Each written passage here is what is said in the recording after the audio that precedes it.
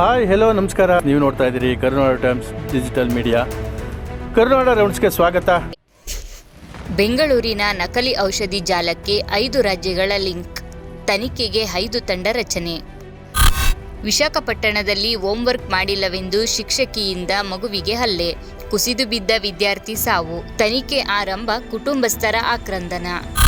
ಪೌರ ಕಾರ್ಮಿಕರ ಬೋನಸ್ನಲ್ಲಿ ಕಮಿಷನ್ ಕೇಳಿದ್ರೆ criminal case. Bengaluru to Goa ಮಾರ್ಗದಲ್ಲಿ ಭೀಕರ ಅಪಘಾತ, ಬಸ್ ಪಲ್ಟಿಯಾಗಿ ಚಾಲಕ ಕ್ಲೀನರ್ ದುರ್ಮರಣ, 20ಕ್ಕೂ ಹೆಚ್ಚು ಮಂದಿಗೆ ಗಾಯ.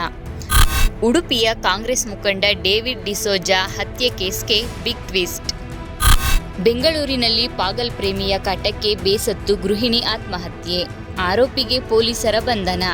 ಮದುವೆಯಾದ ಬಳಿಕವೂ ಮೆಸೇಜ್ ಮೂಲಕ ಕಿರುಕುಳ, ಬೆದರಿಕೆ ಆರೋಪ, 21 ವರ್ಷದ ಕವಿತಾ ಸಾವು. ಹಳ್ಳಿಗೂ ಲಗ್ಗೆ ಇಟ್ಟ ಗಾಂಜಾ ಜಾಣ ಕುರುಡು ವ್ಯವಸ್ಥೆಗೊಂದು ಕಿರೀಟ. ಗಾಂಜಾ ಮತ್ತಿನಲ್ಲಿ ಯುವಕನ ಮೇಲೆ ಹಲ್ಲೆ ಆರೋಪ, ಪುಂಡರ ವಿರುದ್ಧ ಕ್ರಮಕ್ಕೆ ಆಗ್ರಹ. ಬೀದರ್ನಲ್ಲೊಬ್ಬ ಪಾಕ್ ಅನುಯಾಯಿ ಪ್ರಾಂಶುಪಾಲನ ವಿರುದ್ಧ ಎಫ್ಐಆರ್, ವಂದೇ ಮಾತರಂಗೆ ಇಲ್ಲ ಜೈಕಾರ. ಸಚಿವ ಸ್ಥಾನದಿಂದ ನಾಗೇಂದ್ರ ವಜಕ್ಕೆ ಬಿಜೆಪಿ ಆಗ್ರಹ, ಶಿವಮೊಗ್ಗದಲ್ಲಿ ಡಿಸಿ ಕಚೇರಿಯ ಮುತ್ತಿಗೆ ಯತ್ನ. ಗುಂಡಿ ತಪ್ಪಿಸಲು ಅರಸಾಹಸ, ಬೈಕ್ಗೆ ಹಿಂಬದಿಯಿಂದ ಟ್ರ್ಯಾಕ್ಟರ್ ಡಿಕ್ಕಿ, ಕೂದಲೆಳೆ ಅಂತರದಲ್ಲಿ ಸವಾರ ಪಾರು.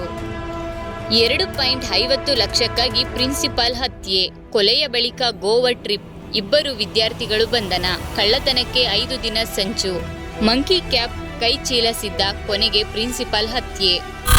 ಚಿಕ್ಕಮಗಳೂರಿನಲ್ಲಿ ರೀಲ್ಸ್ಗಾಗಿ 3,000 ಅಡಿ ಬೆಟ್ಟದ ತುದಿಗೆ ತಾರ್, ಹುಚ್ಚಾಟಕ್ಕೆ ಬ್ರೇಕ್ ಹಾಕಿದ ಅರಣ್ಯ ಇಲಾಖೆ.